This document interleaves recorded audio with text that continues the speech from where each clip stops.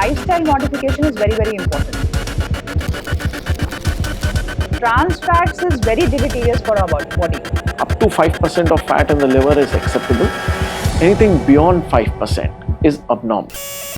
Why fatty liver is so important in terms of its connection with the diabetes? Diabetes में major problem क्या है? Insulin ठीक से काम नहीं कर पा रहा और over a period of time insulin की डेफिशिएंसी हो जाती है, तो उसको कहते हैं इंसुलिन रेजिस्टेंस। तो जब इंसुलिन रेजिस्टेंस होता है तो जो ग्लूकोज लिवर को स्टोर करना होता है वो स्टोर करने की बजाय उसमें अभी बनता रहता है, तो वो सोचता है कि अभी बॉडी को और चाहिए, तो लिवर क्या करता है और ग्लूकोज रिलीज करता रहता है बॉडी में, उससे हमारी बॉडी का ग्लूकोज लेवल बढ़ जाता है। Up to 5% of fat in the liver is acceptable. Anything beyond 5% is abnormal. Okay, so in routine life, if you think you are someone who's on the heavier side as far as weight is concerned, as far as your BMI is concerned, you're someone who has more fat around the belly, a person who has high likelihood of having fatty liver.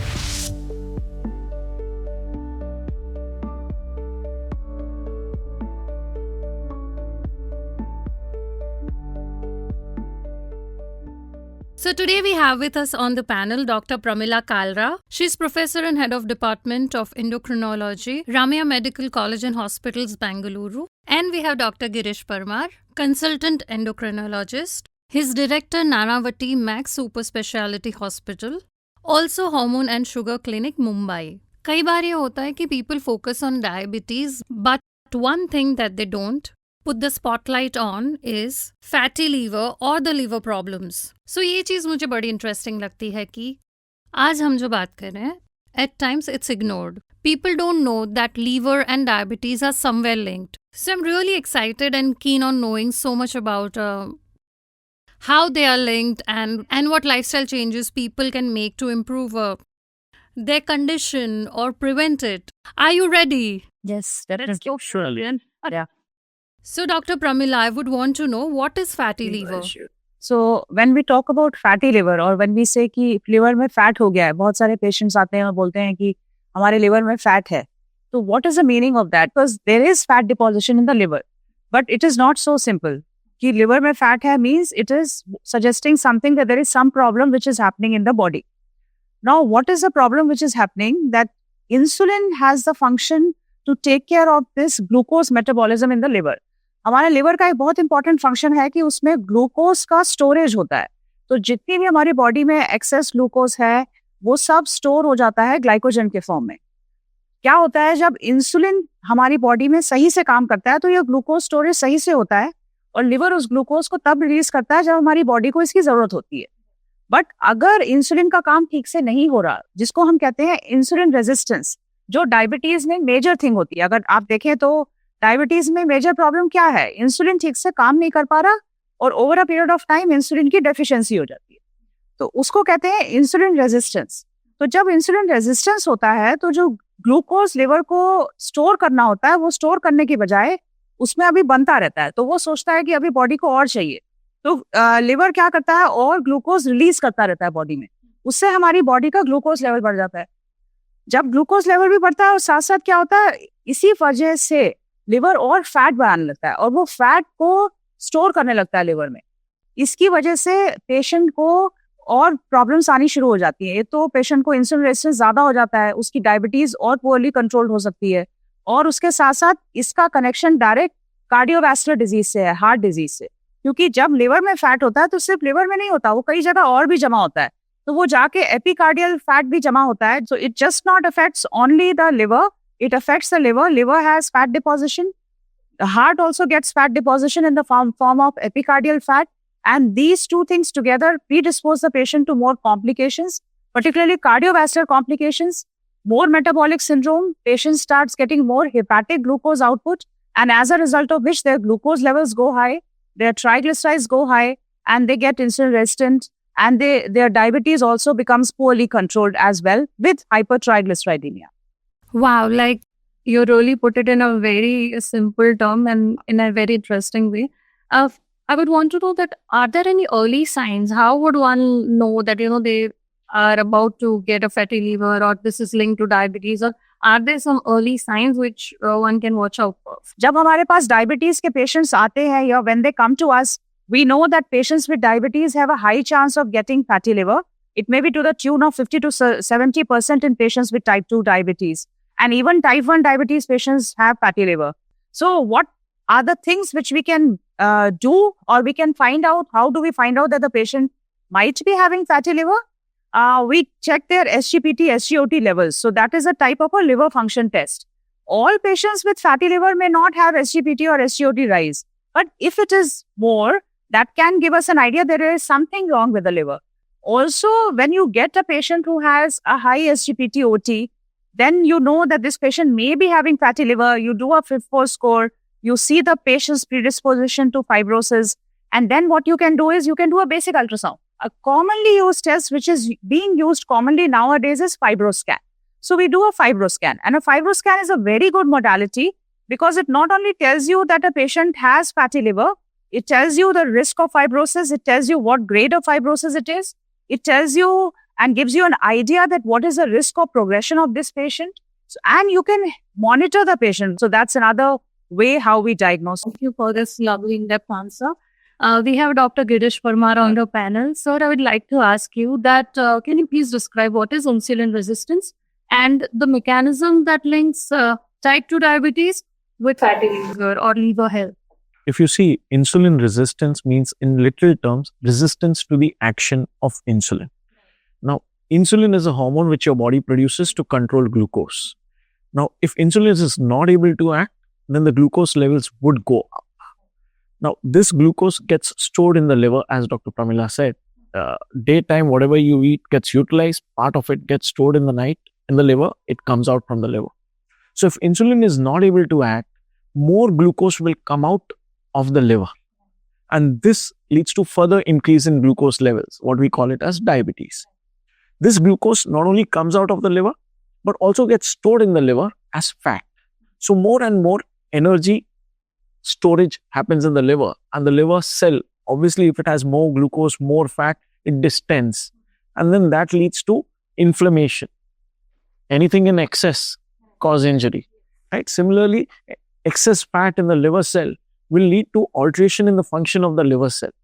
And this is how insulin resistance leads to fatty liver, and how fatty liver worsens glucose levels. So it's a strong bidirectional relationship that exists between type 2 diabetes and MASLD, with insulin resistance being the root cause. So inability of insulin to act at a cellular level. Right. So what I understood from Man's answer was that how doctors tend to diagnose or tend to understand the symptoms of the patients. But if a layman, then what are the few things that one needs to just check in his own lifestyle and then maybe consult a doctor?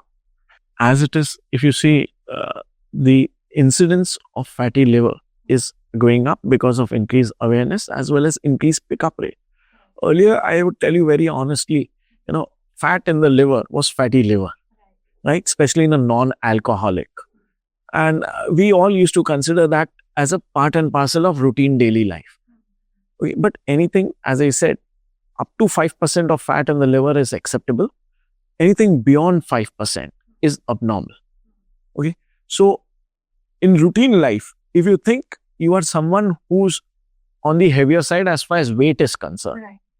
as far as your BMI is concerned, you're someone who has more fat around the belly. Obviously, that is going to get, since it's in excess, it's going to get stored in different organs of the body, be it the liver, be it the kidney, be it the pancreas, be it the heart. So, someone who has excess fat around the belly is a person who has high likelihood of having fatty liver. Ethnically, if you look racial-wise, we Asians are more prone to have excess fat, especially compared to the Western world. So, per se, we are at a higher risk, and especially now, because of our lifestyle, rapid urbanization, change in the way we live, we eat, we think. So, all these factors come into play. Our meals are predominantly carbohydrate rich. Unlike the Western world where protein consumption is good, we are more carb centric. Our diet is predominantly carbohydrate rich, very, very rich. So, we are more prone. So, if you are someone who has a strong family history of diabetes and diabetes related complications. If you are someone who's heavier as far as the BMI is concerned, if you are someone who has diabetes per se, then per se you are at a high risk of developing complications, fatty liver being one of them. So you should either get yourself screened upfront by visiting a doctor. So I understood one thing from your answer is that ati sarvatra varje. Anything in excess is bad. Absolutely. Absolutely. So, Dr. Pramila, can fatty liver show up before you tend to diagnose the diabetes, or you tend to find out that somebody has diabetes? As Dr. Girish also told, that fatty liver is not something which is just going to come only with diabetes. So if anybody is overweight, is obese, even if they don't have diabetes, if they have pre-diabetes means they have not yet developed diabetes, but their HbA1c is between 5.7 to 6.4. So then we say that this patient is a pre-diabetes patient. And even they may not have pre-diabetes. They may still be obese or overweight, but they may not have pre-diabetes also. And then also, they are predisposed for fatty liver. Another big category of patients who should be screened for fatty liver are cardiovascular disease patients. Because patients with heart disease may have other metabolic syndrome or metabolic issues, and which might not have been picked up at that point of time. So that's another category of patients whom we should screen for fatty liver as well. Sir, I'd like to ask you कि आपके experience में जो भी patients आपको consult करते हैं, उनमें से ज्यादातर लोगों को जिनको डायबिटीज होता है, क्या उनको ये अवेयरनेस होती है कि फैटी लीवर भी एक इश्यू है, या इफ उनको नहीं पता होता है तो क्यों, like why they are not so much aware, or what's stopping them in understanding the issue? If you talk about diabetes, whenever we talk about diabetes, people are more worried about what's going to kill them. Right. It's the heart problems. So people are more aware कि diabetes में heart की बीमारी होती है, diabetes में kidney के issues हो सकते हैं, डायबिटीज में आँख खराब हो सकती है, पैर कट सकता है, पैर में जख्म हो सकते हैं, नसें खराब होती है. बट जब आप फैटी लिवर की बात करते हैं तो people are not aware. I'm not saying ignorant, but at least not aware. वो चलता है क्योंकि तकलीफ नहीं दे रहा है. सी आँख की प्रॉब्लम हुई, हार्ट की प्रॉब्लम हुई, किडनी की प्रॉब्लम हुई तो रूटीन लाइफ में प्रॉब्लम होती है. फैटी लिवर में फिलहाल इनिशियल स्टेजेस में कोई तकलीफ होती नहीं है. ओनली फैटी लिवर जब इन्फ्लेमेशन के दौर पे जाता है और जब सिरोसिस होता है एंड स्टेज में, तब जाके आँख खुलती है. So when fatty liver leads to steatosis, steatosis leads to inflammation. Fatty liver is steatosis, and steatosis leads to inflammation. We call it as steatohepatitis. And that, if prolonged, leads to cirrhosis. मतलब end stage liver failure. तब जाके तकलीफ चालू होती है और तब जाके symptoms और सब कुछ दिखते हैं. तब जाके लोग अवेयर होते हैं. तो अगर हम पहले से इनको सूचित कर देते हैं, सावधान करते हैं, तो obviously the progression will not happen, and at least we can halt this progression, prevent this end stage liver. This suddenly popped by mind कि जो भी लोग कंसल्ट करने जाते हैं डॉक्टर को, तो सबसे बड़ी प्रॉब्लम ये होती है कि वो खुद थोड़ा रिसर्च करके जाएंगे. तो what would you say to the people who tend to self medicate और खुद ही जज कर लेते मुझे क्या है? One thing to be happy about is that, yeah, people are now involved about it. Let's look at it very positively. People are involved. People are asking questions upfront. पढ़ के आए हैं, मतलब होमवर्क करके आए हैं. तो we take it positively. Issue क्या होता है, आप सर्च करो मुझे सर दर्द हो रहा है, तो वो थर्ड सेंटेंस में ये बोल देगा अभी तुम्हारे पास कुछ ही दिन बचे हैं, बाय बाय. So वही मैंने कहा कि उसको थोड़ा फाइन ट्यून करने की जरूरत है. वो सोर्स और वो रिसर्च को थोड़ा लॉजिकल लेके आना है. And obviously that's where humans come into picture, right? That's where doctors are meant for. So you just need to track and guide them accordingly. वरना अगर इंटरनेट पे हेडेक सोचा तो 10 causes आ जाएंगे. तो that is not the solution. Obviously there what matters is experience. And आप वैसे individuals को obviously you can do some counseling and take them on the path. So we all of us know how to do that. And we do it in routine day-to-day practice. So I don't think so. That's a very true big challenge. And I'll be more happy if people read. Fair enough. It's okay. Good. But half knowledge can sometimes be dangerous. So it's okay. All they need is at least they seek the medical advice. That's good. Let's take it positively. So you have shared so much about the fundamentals, and thank you so much for helping us understand and give clarity on the subject. So I would like to ask you that, Dr. Pramila, what are the basic screening methods for fatty liver so one can understand that, okay, I might want to prevent it?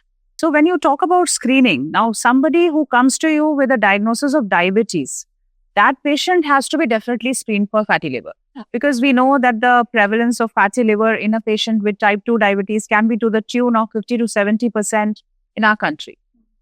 When you talk about type 1 diabetes, they may also have fatty liver. We have now patients with type 1 who are growing older and they may also have fatty liver. So when you talk about screening, the first and foremost thing is type 2 diabetes patients all have to be screened. Obese and overweight have to be screened. फिर एक category patients आते हैं जो कि जिनको की cholesterol ज्यादा है, जैसे कि किसी को ट्राइग्लिसराइड ज्यादा है, किसी का कोलेस्ट्रॉल बढ़ा हुआ है, वो सारे पेशेंट्स को भी स्क्रीन करना है. तो anybody having hypercholesterolemia, having hypertriglyceridemia need to be screened. एक और कैटेगरी जैसा मैंने बताया, अगर पेशेंट्स को कार्डियोवैस्कुलर डिजीज है, उनको भी स्क्रीन करना है क्योंकि उनमें भी बाकी मेटाबॉलिक सिंड्रोम होने की पॉसिबिलिटीज ज्यादा हैं. अब जब हम स्क्रीनिंग मेथड्स की बात करते हैं तो इसमें इंपॉर्टेंट है कि कुछ स्क्रीनिंग मेथड्स हैं, जैसे मैंने अभी बताया कि लिवर फंक्शन हम लोग करते हैं, SGPT, SGOT नाम का लिवर एंजाइम्स हैं वो हम करते हैं. तो फैटी लिवर में वो बड़े हो सकते हैं, बट जरूरी नहीं है कि सब में बड़े हो, कुछ पेशेंट्स में वो नॉर्मल भी हो सकते हैं. पर एक स्कोरिंग होती है जिसमें कि कहते हैं 5-4 स्कोर, जो कि हम OPD में कर सकते हैं, जिसमें कि हमको SGPT, SGOT और प्लेटलेट काउंट चाहिए रहता है. उससे हम ये पता कर सकते हैं कि इस पेशेंट का आगे बढ़ने का कितना चांस है, फाइब्रोसिस का, आगे फैटी लिवर को इंक्रीज होने का कितना चांस है. और जैसे और भी इमेजिंग मेथड्स हैं, जैसे अल्ट्रासाउंड एक बेसिक इमेजिंग मोडालिटी है जो हम OPD में करवाते हैं पेशेंट्स के लिए, बट उससे हमें थोड़ा आइडिया तो लग जाता है, बट उससे बेहतर आइडिया लगने के लिए फाइब्रोस्कैन नाम का टेस्ट होता है जो कि आपके डॉक्टर आपको एडवाइस करेंगे अगर उनको लगेगा कि आपको इसकी जरूरत है. And should all the diabetes patients go through routine checkups, or what duration they should wait for, or how often should they do the checkups? तो जो टाइप 2 डायबिटीज पेशेंट्स हैं, all of them have to undergo a liver function test, that is SGPT, SGOT we do at the baseline at the time of diagnosis, then once in 6 months to 1 year. And with that, we calculate the score, which is called as FIB-4 score. And this FIB-4 score is calculated at every OPD visit, which may be 3 to 6 monthly. And then we get to know that what is the patient's risk of progressing to fibrosis. So that's one thing. If a patient has a higher FIB-4 score, these patients undergo further evaluation and we do a basic ultrasound for sure. And then those patients whom we think are high risk, we go for fibroscan. So fibroscan is not for everybody. But yes, where you have a strong suspicion of fatty liver or you have a higher FIB-4 score, those are all the patients who should undergo a fibroscan. So I would like to know from you कि जब इंसान को पता चलता है first time कि मुझे diabetes है या फैटी लीवर का इश्यू है, so should that person look at or change his food habits, that is diet or exercise, or what sort of lifestyle changes, or what would you suggest? So I think, as doctors, we always treat an individual as a whole. Okay. You can talk about fatty liver, one can talk about kidney, one can talk about heart, but all these organs are intricately linked to each other in an individual. So we look at just like, what Dr. Pramila said, okay, you should screen for this liver and kidney and all. So every individual, we need to do those tests. Coming to your question in regards to lifestyle. I mean, see, the root cause is insulin resistance, which happens because of excessive fat. So if one was able to achieve good weight loss, when I say good weight loss, means anything to the tune of 5 to 7% of body fat. If someone is able to reduce that, then obviously it leads to regression, all these problems. Because with fat reduction, what you're able to achieve is a reduction in insulin resistance. And if you are able to achieve good reduction in insulin resistance, your glucose controls improve, your lipid control improves, your fatty liver improves, your outcomes in terms of both complications all start coming down, at least start reducing significantly. So we are looking at weight loss. And if you want to achieve good weight loss, as everyone knows, that it's a play of how many calories you consume, to put it simply, versus how many calories you lose. And on a simple terms, it's not that easy. There are some hormonal plays hormones which come into play. But yes, calorie deficit is something which needs to be routinely practiced. I mean, so be mindful of what you're consuming. I often tell patients, गाड़ी में जैसा ईंधन डालोगे, गाड़ी average वैसा देगी, performance वैसा देगी, right? We often look at car performance averages when you buy a car. Similarly, what you put inside matters the most. So just mindful eating and increase physical activity. If you're just sensible and be mindful of whatever you're consuming in terms of both quality and quantum, both, and start increasing your physical activities. At least recommendation wise, people talk about 150 minutes per week. But even small steps in your routine course of life, rather than taking the elevator, just climb up. Don't be sitting even at workplace, just 5-10 minutes of walk, wherever possible, whatever possible. If you can improve these small things, inculcate them in your routine daily life, that makes a big change. Yeah. Apart from improving your addictions in terms of alcohol, in terms of smoking, all these should be curtailed, as it is with so many things around. I think if you improve, what I'm trying to emphasize upon is lifestyle changes. So if one is very mindful of that, then I'm sure things would improve. One needs to increase the incidental physical activity every day and tend to watch, like not get tempted to the food all around you. So I think the biggest problem today is the screen or the phone. I often tell people that, the screens are become smarter and flatter, right? On other side, if you look at humans, what is happening is we are growing more horizontally, right? We tend to put on more weight, which is a problem. So who's smart? One needs to decide, the phone or the gadget or we. So even I would like to ask you about the screening. Yeah. When should one start the process, or when should one go for screening? Also, what signals a higher risk? So I think we covered that topic, but if you say when should you, there's no timeline right at the start. Right. Right at the start, when you've diagnosed to have a problem, whether it's diabetes or whether it's, dyslipidemia, or whether you have a complication, you should start screening. Like in every diabetes, we say that, you should screen for you should have a routine annual screening for your retina. You should have a foot examination periodically, right? Similarly, unfortunately, when you talk about liver is often ignored or unattended to, unheard of, until you end up with the last stage. So liver screening, kidney screening should be there periodically in every individual. Either you do it at baseline, which is a must, mandatory, and then periodically every 6 to 12 months, depending upon an individual case-to-case basis. We should focus on preventive measures rather than once the problem pops up. Yes. Absolutely. Yes. Right. Yes. Dr. Pramila, what is the first and the most important thing that a person needs to look at when he finds out he has diabetes or fatty liver? What are the key things that one needs to do? So we have to understand that if somebody gets a diagnosis of diabetes, what is the first thing we tell them? We know that all these diseases are metabolic diseases. So they come with lack of lifestyle modification, lack of exercise. But that may not be the only factor. We know that there are genetic influences as well. But that we cannot change. So those are called as non-modifiable. So if we are born into a particular family, we can't change and we can't say that we should have different genes. But what we can change is the way those genes manifest. So that is what we can change. And that change can be brought about by lifestyle modification. So as Dr. Girish was also talking about, that lifestyle modification is very, very important. तो जब भी हम लोग patient से बात करते हैं कि एक्सरसाइज करना है, तो पेशेंट बोलते हैं हम लोग तो रोज वॉकिंग कर रहे हैं. तो walking is not just the exercise which they need to do. So we have to understand that patients need to first understand that exercise does not mean just walking. It means many more exercises which they have to do depending on what they can do. Every patient cannot do all the exercises. So brisk walking is okay. It's good to do, not bad. We should not be sedentary. That's also good. But we should also do resistance exercises. Because what happens that people don't do resistance training and they land up with only brisk walking and they lose the muscle mass. So a very important aspect of any metabolic disease is they should not lose the muscle mass. When they lose the muscle mass, they get sarcopenic. And that sarcopenia further exacerbates their insulin resistance, their diabetes, their dyslipidemia, and also problems with the fatty liver.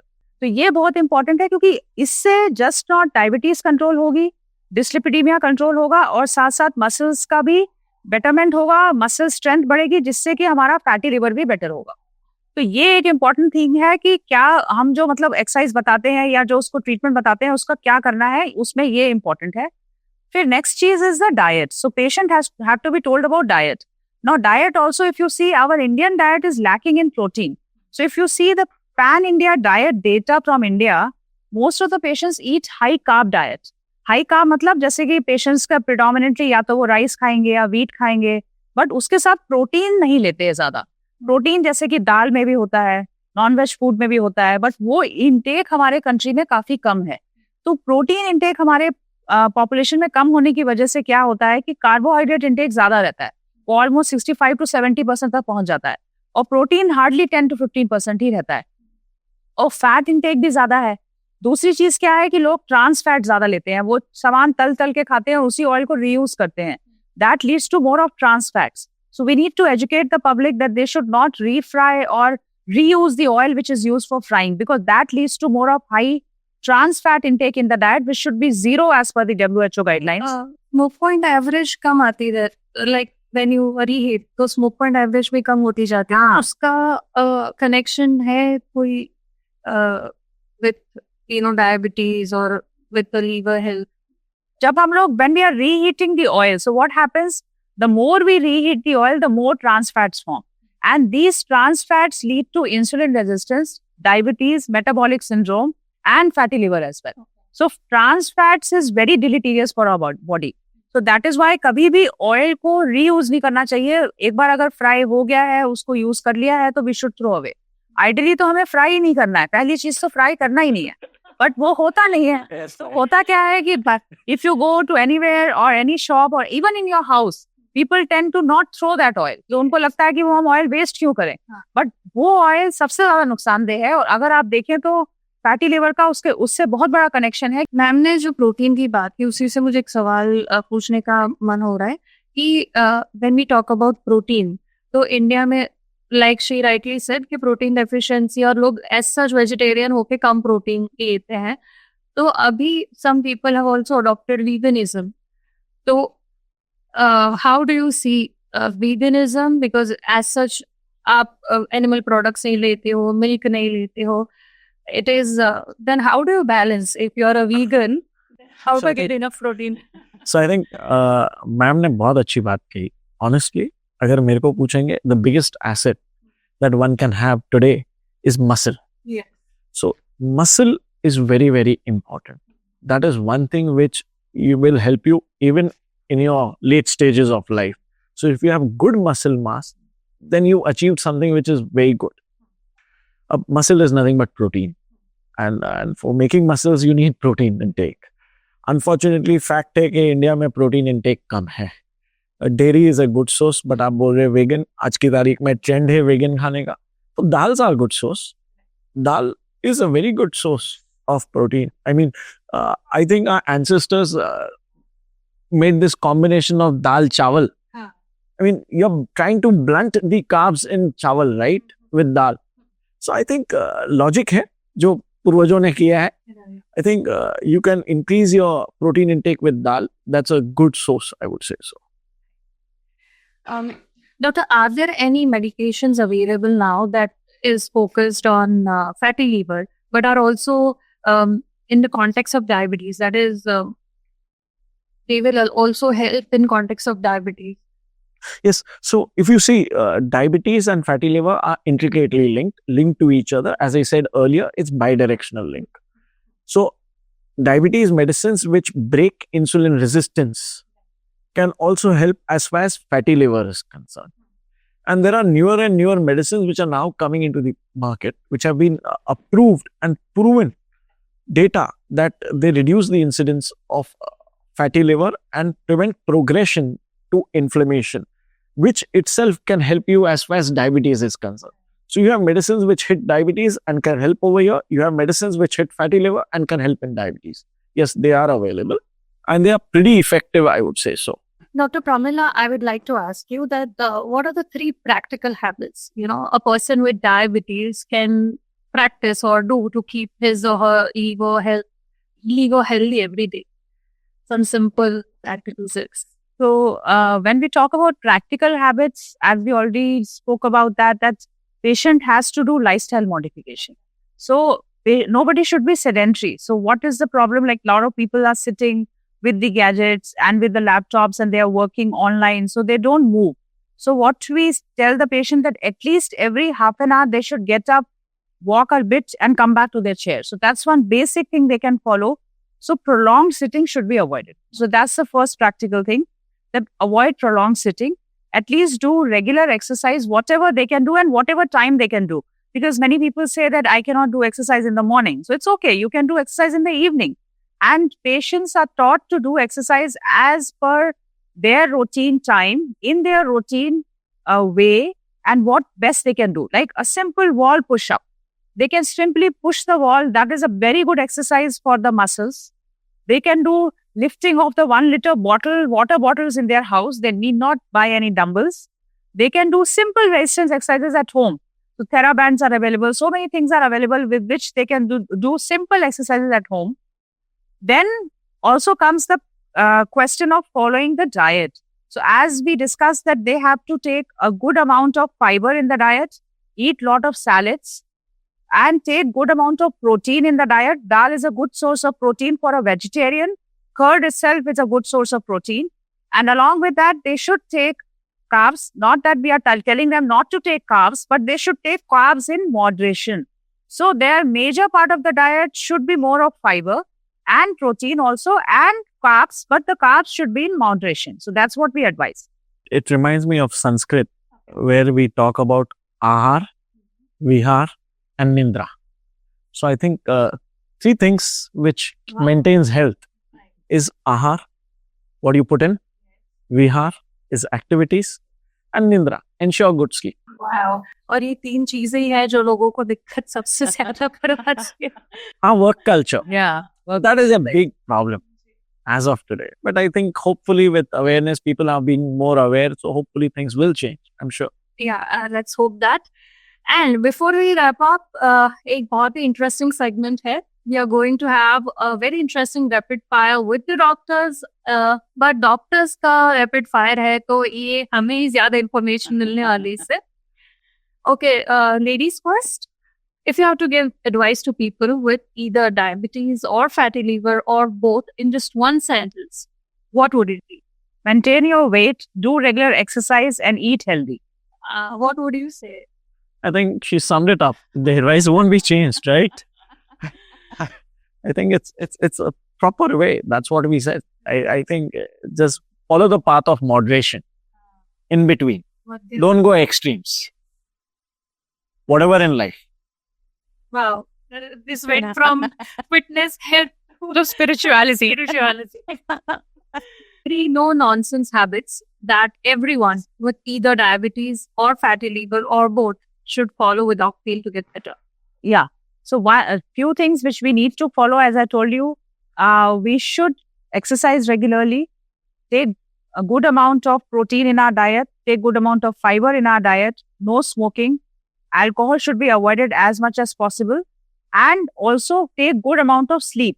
Sleep deprivation is also a very, very important thing which can lead to a lot of metabolic problems. So that's another thing which we need to take care of when we talk about good habits. So adequate sleep, at least 7 hours. Good sleep is important. And we should not see any gadgets 1 to 2 hours before going to bed, because that disturbs your sleep and you don't get a proper sleep. So that's another thing which we need to also follow. So that's a very good habit which people can do. Switch off their mobiles before going to bed 2 hours prior, so that they have a good amount of good sleep and not inadequate sleep. And while you were saying about the phone, I was just thinking that people have to see those 2 blue ticks and then they will sleep. That's what. So it's becoming a habit and they wait for their ticks to come. And that actually, because many people come to us and say that I'm not able to sleep in the night. And I always ask them, do you take your phone to your bedroom? If they say yes, I said, you don't need any medication. Just switch off your phone 2 hours prior.